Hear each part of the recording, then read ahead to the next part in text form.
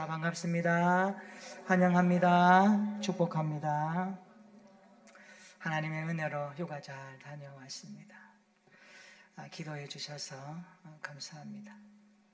이번 여름은 특별히 제가 휴가 컨셉을 좀 잡았습니다. 복음과 나라 사랑에 좀 잡아가지고 복음을 경험할 수 있고 나라 사랑에 대해서 볼 수 있는 곳을 좀 찾아다녔습니다. 그래서 여수에 내려갔습니다. 여수가 굉장히 좀 관광 도시더라고요. 거기에 가면 여러분 잘 알다시피 손양은 목사님이 계십니다. 사랑의 원자탄으로 유명하죠. 두 아들을 죽인 그 아들 안재선을 자기 양아들로 삼아서 사랑의 원자탄이라고 하는 이름이 붙을 만큼 기독교 역사의 순교적 성지입니다. 한번 가보시면 좋을 것 같습니다. 그리고 이동해서 고흥에 갔는데 때마침 소록도에 들어가려고 했는데 공사 중이어서 좀 들어가지 못했습니다. 제가 예전에 가본 적은 있는데 가족과 같이는 못 가서 발길을 돌렸습니다. 아마 차후에 한번 가볼까 합니다. 그리고 서울에 왔습니다. 서울에 가서 서대문 형무소에 갔습니다. 우리나라 일제강점기 때 나라 독립을 위해서 목숨 걸고 외쳤던 사람들의 감옥살이를 보면서 마음이 너무 아팠습니다. 그들한테 빚져 있다는 것을 깨닫고 나라를 위해서 더 많이 기도해야 되겠다라는 결심을 하게 되었습니다. 그리고 청와대로 갔습니다. 개방해서 좋더라고요.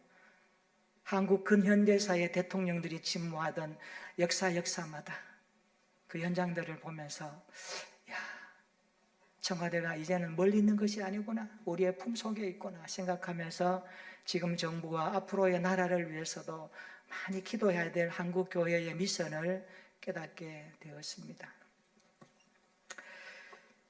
그리고 책도 한 권 읽었는데요. 1만 킬로미터라고 하는 이지성 작가가 쓴 기독교 작가입니다. 그분의 책은 여러분이 다 읽으셔도 좋을 겁니다. 유명한 책 리딩으로 리드하라. 그 책은요 굉장히 문학 고전 정도로 굉장히 좋은 책입니다. 그분이 쓴 책 1만 킬로미터를 통하여 오늘 좀 묵상도 하고 성경의 야곱의 인물과 좀 이게 매칭을 시켜서 오늘 설교 말씀을 좀 준비했습니다. 우리가 살아가고 있는 현실을 보면 여러 가지 상황들이 있더라고요. 저는 이 상황들 가운데 두 가지 상황을 좀 요약할 수 있더라고요. 하나는 우리의 일상 가운데 일반적으로 있는 상황, 일반적 상황입니다. 일반적 상황, 누구나 우리의 삶의 상황이 다 있습니다. 그런데 한계 상황이 있더라고요. 한계 상황.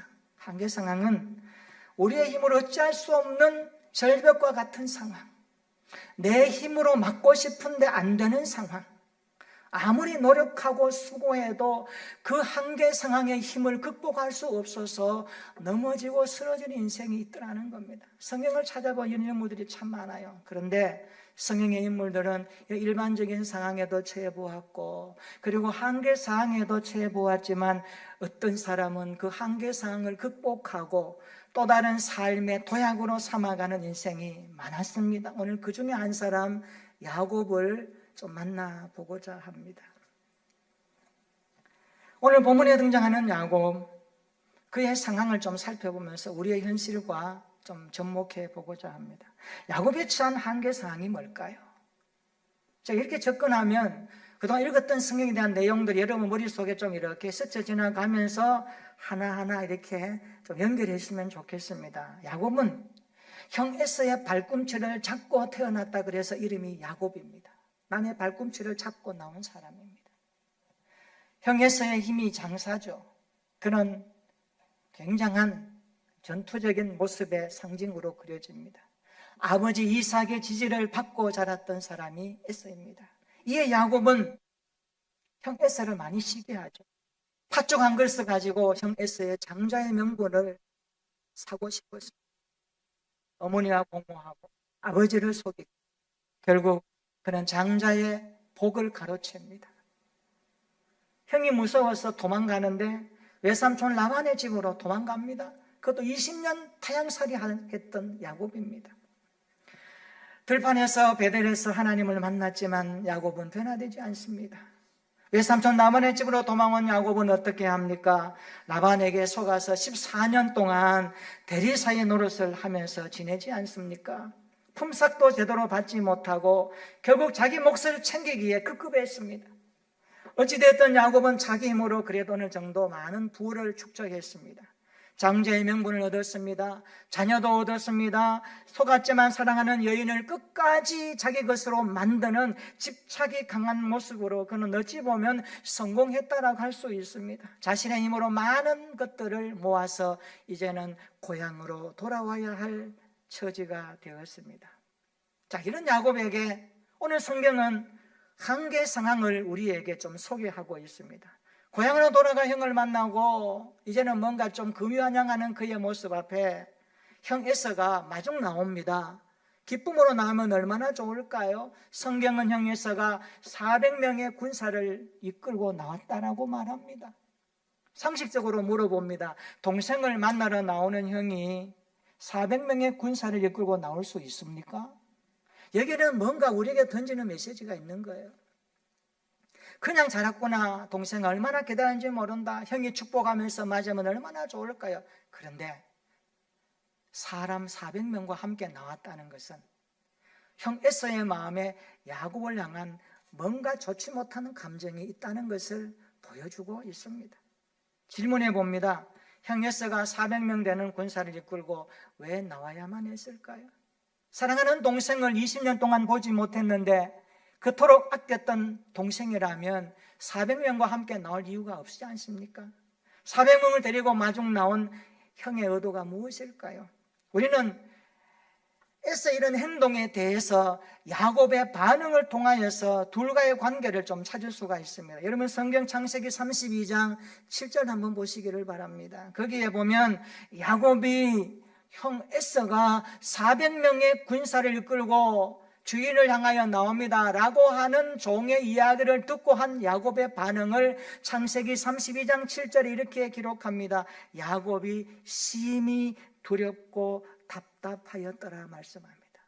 야곱이 심히 두렵고 답답하여, 마치 충격을 받은 모습처럼 어쩔 줄 몰라 하는 사면초가의 상태를 그렇게 묘사합니다.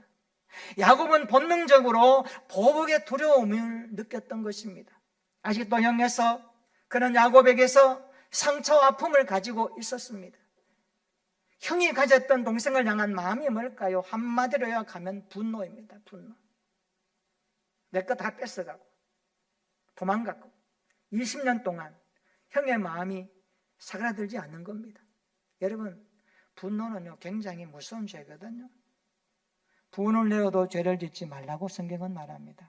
인간은 감정이 있어요. 인간은 분노할 수 있습니다. 어려운 분노도 있습니다.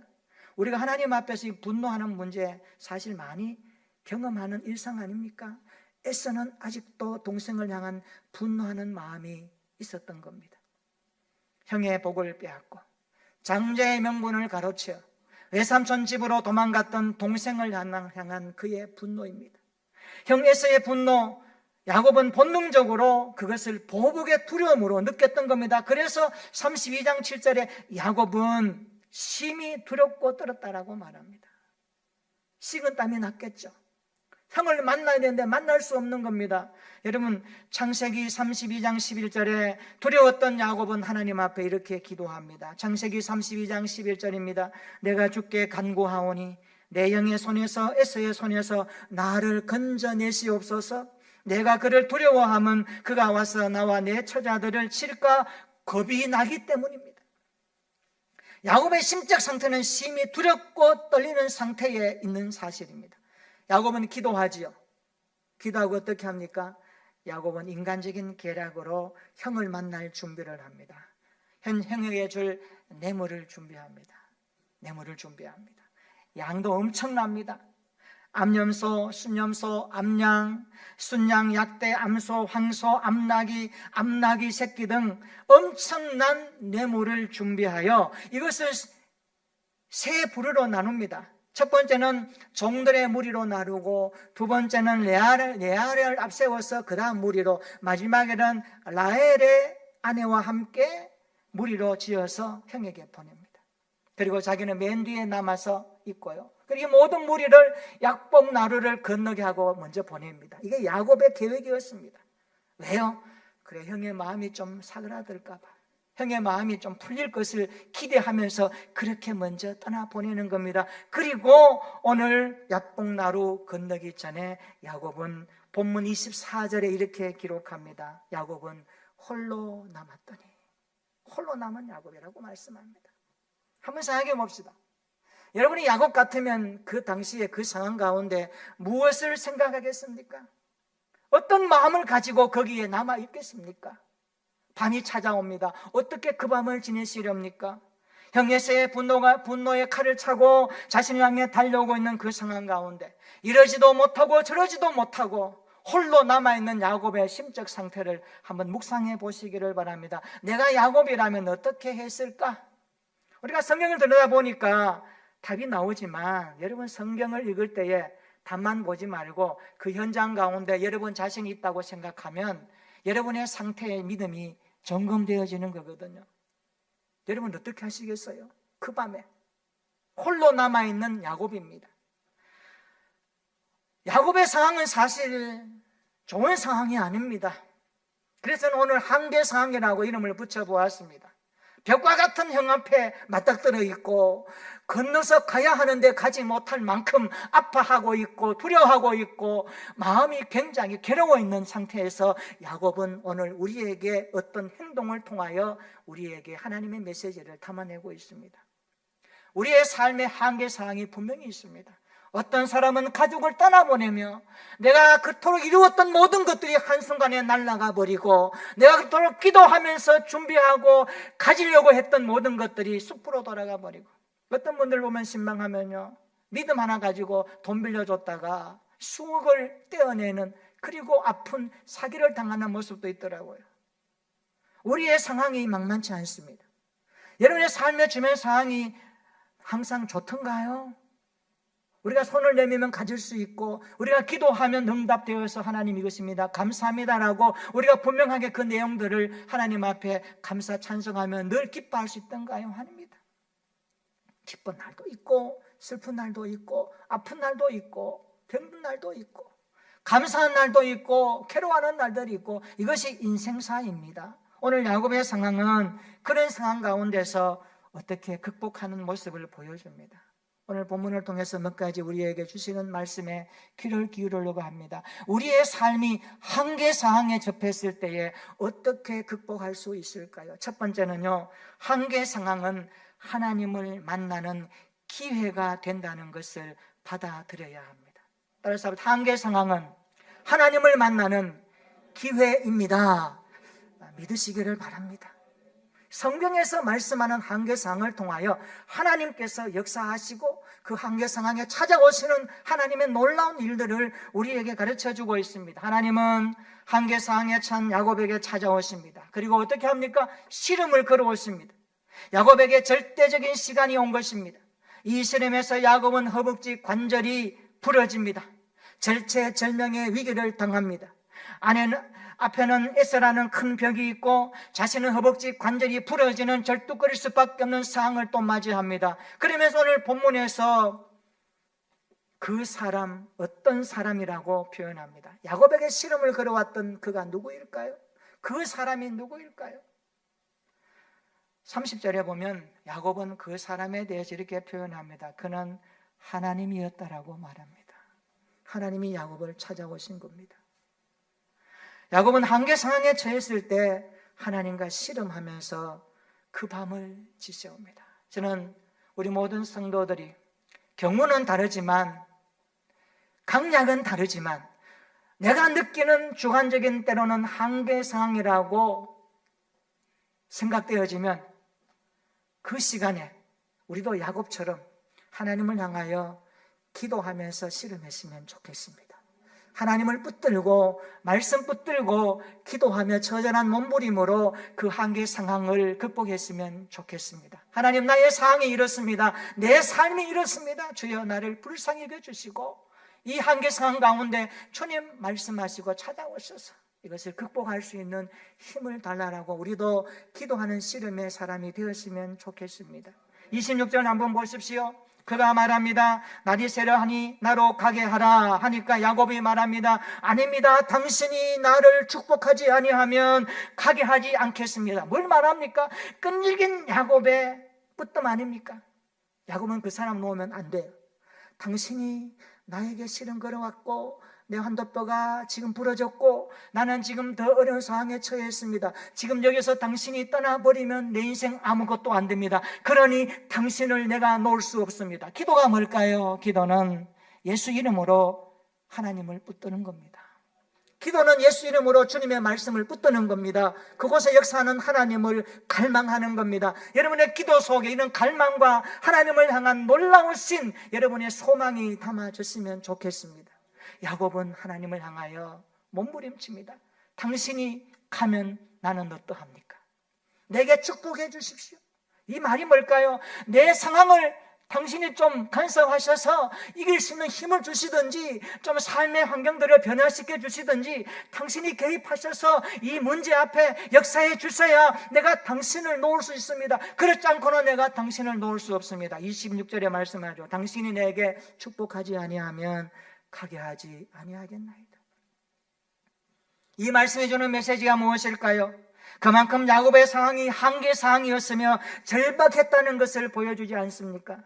마치 이렇게 들리지 않습니까? 당신이 이 한계 상황에서 나를 구해주시지 않으면 나는 당신을 놓을 수 없습니다. 그렇습니다. 한계 상황은 하나님을 만나는 기회가 된다는 것을 믿으시기 바랍니다. 야곱은 그 밤에 하나님을 만남으로 아침을 맞이합니다. 우리가 알다시피 야곱이 야복 나루에서 하나님과 씨름하지요. 그리고 아침에 형 에서를 만나러 갑니다. 그런데 성경은 에서를 만났을 때의 그 당시의 상황을 이렇게 표현하고 있습니다. 창세기 33장 10절 후반절에 한번 보십시오. 내가 형님의 얼굴을 배운 주 하나님의 얼굴을 본 것 같사오며 형님도 나를 기뻐하심이니이다. 얼마나 놀라운 상황 변화입니까?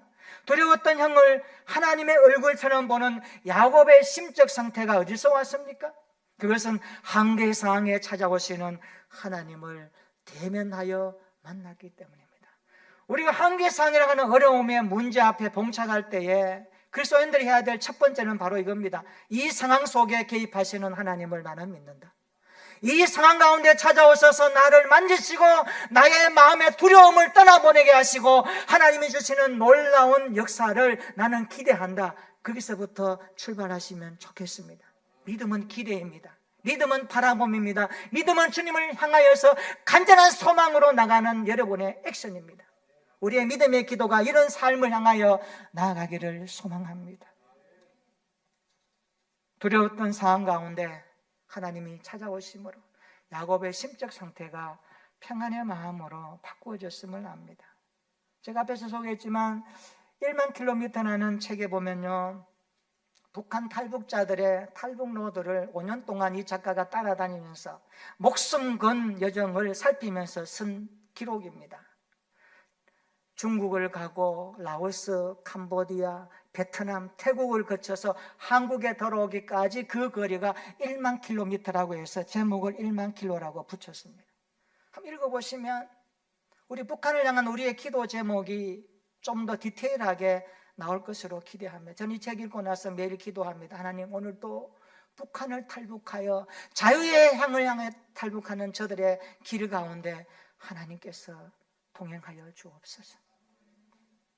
하나님이 은혜를 베푸셔서 기적 같은 역사를 창출해 달라고 기도하게 되더라고요. 거기에 보면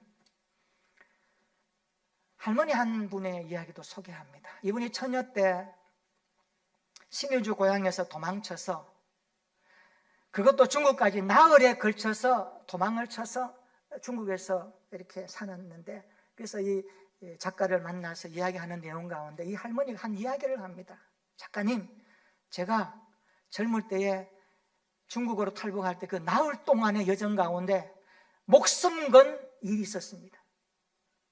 밤에 잠을 자는데 잠깐 잠을 자면 꿈이 꾸어지는데 그 꿈이 동일한 한 가지의 꿈이었다고 합니다. 그 꿈의 내용은 이것입니다. 어떤 사람이 나무에 못 박혀서 죽는 꿈이었습니다. 그런데 그 사람이 또 살아나 산을 올라가는 꿈을 반복해서 계속 잠을 자면 꾸더라는 겁니다. 이게 뭔가 해서 고민했는데 중국에 들어가서 선교사님을 만나 성경공부 모임에 가서 성경을 알고 보니까 이분이 예수님이었다는 것을 깨닫게 되었다고 합니다. 그래서 지금도 이 할머니는 북한 탈북자들을 돕는 일에 자기의 남은 여생을 보낸다고 하는 그런 감동적인 이야기를 읽을 수가 있습니다. 지금도 할머니는 그때 만났던 예수 그리스도가 선교사님을 통하여서 만난 그리스도라는 사실을 알고 예수 그리스도가 얼마나 소중한 분이라는 것을 고백하면서 북한을 위해서 기도하고 성경 번역 운동하면서 자기의 생명을 거기에 집중한다는 내용을 읽으면서 그 할머니의 한계사항 가운데 꿈으로 찾아오셨던 하나님의 은혜가 이것이구나. 우리 어려운 가운데 처했을 때에 찾아오시는 하나님이 어떤 분이실까? 그 하나님을 대면하고 그 하나님을 만나고 그 하나님을 목도하면 우리의 삶의 믿음이 달라지지 않겠는가? 우리는 삶 가운데 일하시는 하나님, 내 한계사항 가운데 찾아오셔서 말씀하시는 그 하나님을 우리 모두도 만났으면 좋겠습니다. 여러분, 한계사항 가운데 하나님을 만나는 기회가 된다는 것을 믿으시기를 축원합니다. 오늘 예배도 그렇고 찬송도 그렇고 기도도 그렇고 예배적 삶이 하나님 얼굴을 대면하여 보는 은혜가 있기를 예수님의 이름으로 축원합니다. 우리의 삶의 자리에 동행하시고 찾아오셔서 함께 하시는 그 하나님을 여러분 어렵고 힘든 상황일수록 더 강력하게 더 밀도 있게 만나는 하나님과의 영적 거제가 되기를 주님의 이름으로 축원합니다. 두 번째로 한계사항을 극복하려면 하나님의 음성을 들어야 합니다. 야곱이 들었던 하나님의 음성이 무엇입니까? 27절 한번 읽어볼까요? 27절입니다. 다 같이 시작. 그 사람이 그에게 이르되 내 이름이 무엇이냐? 그가 이르되 야곱이니이다. 아멘. 참 기가 막힌 질문이죠. 내 이름이 무엇이냐? 하나님이 야곱 이름을 몰라서 물으실까요? 야곱 이름 몰라서 내 이름이 무엇이냐라고 물었을까요? 하나님은 야곱 이름을 다 아십니다. 그런데 왜 내 이름이 무엇이냐라고 질문할까요? 그 질문에 야곱이 야곱입니다 라고 말하지요. 여러분, 이 고백 속에 담겨있는 의미가 있습니다. 무엇일까요? 내 이름이 뭐냐? 야곱입니다. 그래, 너 야곱이지? 너는 사기꾼이야. 너는 거짓말쟁이야. 남의 것을 뺏고 탈취하고 사기치는 인생이어서 20년 동안 그렇게 도망가서 살지 않았니? 이제 와서 다시 이름을 묻는 이유가 뭘까요? 너가 그토록 그렇게 20년 동안 그렇게 살았다면 이제는 너 자신에게 좀 진실해지자. 솔직해지자. 왜냐하니까 하나님 음성 앞에 야곱이 취했던 내용은 야곱 자신이 누구인가를 보게 하는 메시지가 담겨 있습니다. 여러분, 한계사항에서 자신의 자아를 다 벗고 하나님을 만나는 귀한 자리가 되었던 야곱, 그의 인생에 찾아왔던 내용이 뭘까요? 그것은 한계상황 가운데 하나님 음성을 들음으로 말미암아 그의 인생이 바꾸어지기 시작했다는데 초점을 둬야 합니다. 우리가 한계상황을 만날 때 주님 음성을 들어야 합니다. 말씀을 붙들고 기도함으로 주의 음성을 듣고 찬양 가운데 주의 음성을 듣고 우리의 생활 가운데 살아가면서 주님을 인정하면서 주님이 일하신 은혜, 하나님이 말씀하시는 그 은혜를 우리가 기억해야 하는 것입니다. 그곳에 찾아오시는 하나님을 만났습니다. 우리가 한계상을 만났을 때 우리가 이렇게 기도했으면 좋겠습니다. 하나님, 내가 한계상 가운데서 주님의 음성 듣기를 원합니다. 세상의 소리가 아니라, 두려움의 소리가 아니라, 어두움의 소리가 아니라 세상을 지으시고 창조하시고 내 이름을 아시는 하나님이 나에게 뭐라고 말씀하시는지 내가 한계 상황 가운데 찾아오셔서 들려주시는 그 하나님의 음성을 듣기를 원합니다. 나에게 이런 믿음의 귀를 허락하여 주시옵소서. 고통이 많은 아픔 가운데서도 주님의 음성을 들을 수 있는 믿음의 귀를 주시옵소서. 기도했으면 좋겠습니다. 두 종류가 있어요. 한계상황을 만났을 때 절망하고 좌절하고 낙심해서 그 상황에 함몰되어서 인생을 놔버린 사람이 있고, 한계상황 가운데서도 하나님을 붙들고 약속을 바라보며 기도하는 가운데 주여 나에게 말씀해 주십시오. 이 고통의 소리가 하나님의 음성으로 들릴 때 내가 어떻게 해석돼야 되겠습니까? 이 아픔 가운데 말씀하시는 하나님은 나에게 무엇을 요구하십니까?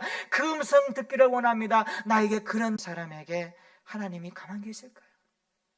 오늘 야곱은 당신이 내게 축복하지 아니하면 떠나보낼 수 없습니다 라고 할 때에 하나님이 말씀하시면 내 이름이 뭐냐? 야곱입니다. 그래, 야곱같이 살았지? 그러나 이제는 달라져야 돼. 이 내용을 이 메시지에 품고 있는 겁니다. 그렇습니다. 하나님의 성을 들음으로 한계 상황을 극복할 수 있음을 믿으시기를 축원합니다. 두 번째로 한계 상황을 극복하려면요, 따라서 합시다. 존재의 변화가 일어나야 합니다. 28절 한번 읽어볼까요? 자, 28절입니다. 다 같이 시작. 그가 이르되 내 이름은 다시는 야곱이라 부를 것이 아니요 이스라엘이라 부를 것이니 이는 내가 하나님과 및 사람들과 겨루어 이기었음이니라. 아멘. 야곱이니다라는 대답을 들으신 하나님은 이제 말씀합니다. 아니다, 이제는 야곱이 아니라 이스라엘이라 부를 것이니라 말씀하고 있습니다. 여러분, 이름은요 존재의 집입니다. 여러분의 이름 속에 여러분의 존재가 들어있는 겁니다. 그래서 사람이 죽으면 이름 석자 남기고 죽어요. 그 이름 속에 담겨있는 여러분의 존재가 어떻게 살아왔는가, 만나고 땀 흘리고 수고한 것들, 모든 것들이 이름 속에 담겨서 그 사람을 기억하는 겁니다. 그 사람 잘 살았어. 그 사람 참 힘들게 살았지. 이름은 존재의 집입니다. 야곱을 이스라엘로 부르겠다는 것은 이제 자신의 꾀가 아니라 하나님의 은혜로 살아가는 존재가 되어라는 메시지입니다. 하나님은 야곱의 자아를 찾아주셨고 이제는 이스라엘로 살아가는 자유함을 주셨습니다. 야곱은요 에서에게 매였어요. 이승 후에 돌아왔지만 에서를 만나는데 마음이 편치 않았어요. 사병을 이끌고 돌아오는 에서 앞에 세 대로 나누어서 귀한 것을 보내는 야곱의 심적 상태를 보면서 확인할 수 있습니다. 그 밤에 기도하는 야곱의 내용이 뭡니까? 하나님, 아직도 내가 에서에게 매여 있고 사람에게 매여 있고 어떤 현실에 매여 있고 그 상황 가운데 매여서 자유하지 못하는 그의 인생에 야곱의 인생이었습니다. 야곱은요 교활함의 극치입니다. 인간 야곱을 그렇게 성경은 말씀하거든요. 그런데 하나님은 너가 이제 야곱이 아니라 이스라엘로 살아라고 말씀합니다. 무엇입니까? 하나님과 겨루어 이겼다는 뜻이거든요. 이스라엘, 하나님과 겨루어 이겼다는 뜻입니다. 여러분, 사람이 하나님과 겨루어 이길 수 있습니까? 얼토당토하죠. 그런데 왜 이런 말씀을 기록할까요? 사실 하나님이 저어주신 겁니다. 이게 은혜예요. 이게 은혜예요. 이것은 이스라엘로 사는 사람에게 내가 너의 인생의 승리를 보장하겠다라는 약속의 말씀입니다. 야곱 같은 인생을 이스라엘로 바꾸시고야 말겠다는 하나님의 철저한 열심이 보여지지 않습니까? 우리 인생 야곱으로 두지 않습니다. 우리 인생 옛 제 모습으로 두지 않습니다. 철저하게 성령을 보내셔서 예수 믿게 하시고 하나님의 자녀 되게 하시고 구원받게 하시고 거듭나게 하시고 성화되게 하셔서 이 땅 가운데 이스라엘로 살 수 있도록 힘과 은혜를 주시는 그 하나님이 우리의 한계 상황 가운데서도 보지 아니하시고 오셔서 타령막질을 하시고 찾아오셔서 우리의 고민과 고난을 아시고 어려움을 아시고 기도하는 가운데 들어주시고 내 이름이 무엇이냐, 내가 이런 사람입니다. 그래, 넌 이제 이렇게 살지 말아라. 이스라엘로 살아라. 그리스도인답게 살아라. 거듭난 성도답게 살아라. 예수 믿는 하나님의 자녀답게 살아라. 이것이 너의 삶의 이윤이라고 말씀하시는 그 하나님의 성이 들려지고 그 하나님의 성 앞에 우리의 존재가 새롭게 바꾸어지는 은혜가 있었으면 좋겠습니다. 사랑하는 성도 여러분, 우리가 한계 상황 앞에서 우리의 존재를 물어봐야 됩니다. 내가 어떻게 살아왔지? 내가 어디에 목숨 걸고 어디에 내 삶의 모든 것들을 투자하고 내 사는 삶의 가치관과 목적이 무엇인지를 기호하면서 물어보아야 합니다. 한계 상황 속에서 야곱은 이스라엘로 바꾸어집니다. 그렇습니다. 야곱은 이스라엘로 변화된 이후에 성경은 그 이후의 이름을 야곱이라고 붙이지 않습니다. 이스라엘로 대체합니다. 이스라엘로 대체합니다. 야곱의 하나님은 우리의 하나님이십니다. 야곱의 하나님, 이스라엘의 하나님, 우리의 하나님이십니다. 우리 또한 예수 그리스도를 통하여 죄인의 자리에서 이스라엘의 반열에 올라선 천국의 시민들입니다. 믿으시기를 축원합니다. 그러므로 구원은 존재의 변화입니다. 죄인의 자리에서 의인의 자리로 바꾸어지는 것이 구원입니다. 우리의 존재가 변화되는 자리가 어디입니까? 십자가입니다. 그래서 십자가를 만나야 됩니다. 십자가를 체험해야 합니다. 나를 위해서 죽으시고 나를 위해서 부활하신 예수 그리스도, 그 십자가를 바라볼 때에 거기에 내가 달려 죽어야 되는데 주님이 대신 못 박혔구나, 나도 주님과 함께 못 박혔으니 주님과 함께 살리라. 이 부활의 은혜가 있는 사람은 십자가를 묵상할 때마다 주님을 만나는 것입니다. 그 주님을 만나고 변화된 사건이 십자가입니다. 오늘 저와 여러분들이 자랑해야 될 것은 평생 십자가 아닙니까? 선양하는 목사님은 예수 중독자로 살면서 십자가 때문에 용서가 있었고 양아들 삼을 수 있었던 힘은 십자가 용서가 주는 사랑의 힘이었던 것을 우리는 기억합니다. 그렇습니다. 우리 모두는 하나님 앞에서 이스라엘의 존재로 살아야 합니다. 예배자로, 기도자로, 봉사자로, 세상 가운데 하나님의 나라를 확장하는 일에 땀 흘리고 수고하는 모든 것들이 우리의 존재가 얼마나 귀하다는 것을 깨달아야 합니다. 그래서 우리의 모든 존재는요, 그리스도인으로 살아간다는 것에 두어야 됩니다. 우리가 그리스도인으로 산다는 것은 그리스도인답게 사는 것입니다. 그리스도인답게 사는 것은 예수 믿고 구원받아 하나님의 자녀로 살아가는 자체에 우리의 존재의 목적이 있다는 것을 성경은 말씀합니다. 거듭난 존재, 구원받은 성도, 그리스도인이라는 존재, 하나님의 자녀됨의 존재, 이것을 가지고 거룩한 교회를 이루는 우리 모두가 영적 가족애를 가지고 하나님 앞에 믿음으로 하루하루 살아가는 존재가 되시기를 축원합니다. 그렇습니다. 살다가 보면 한계 상황을 만날 때가 있습니다. 우리 모두는 한계 상황 가운데서 절망하는 자가 아닙니다. 한계 상황 속에 찾아오시는 하나님을 만나는 사람들입니다. 한계 상황에서 하나님의 음성을 들어야 합니다. 한계 상황을 통하여 우리의 존재를 바꾸어 가시는 하나님의 능력을 체험해야 합니다. 이번 한 주간도 야곱으로 살지 말고 이스라엘로 살아가는 거룩한 믿음의 삶이 되시기를 축원합니다. 어떤 상황 가운데서도 우리의 인생을 예주시하시고 바라보시고 찾아오셔서 성령으로 붙드시고 함께 하시는 임마누엘 하나님과 동행하는 우리의 일상이 되시기를 축원합니다.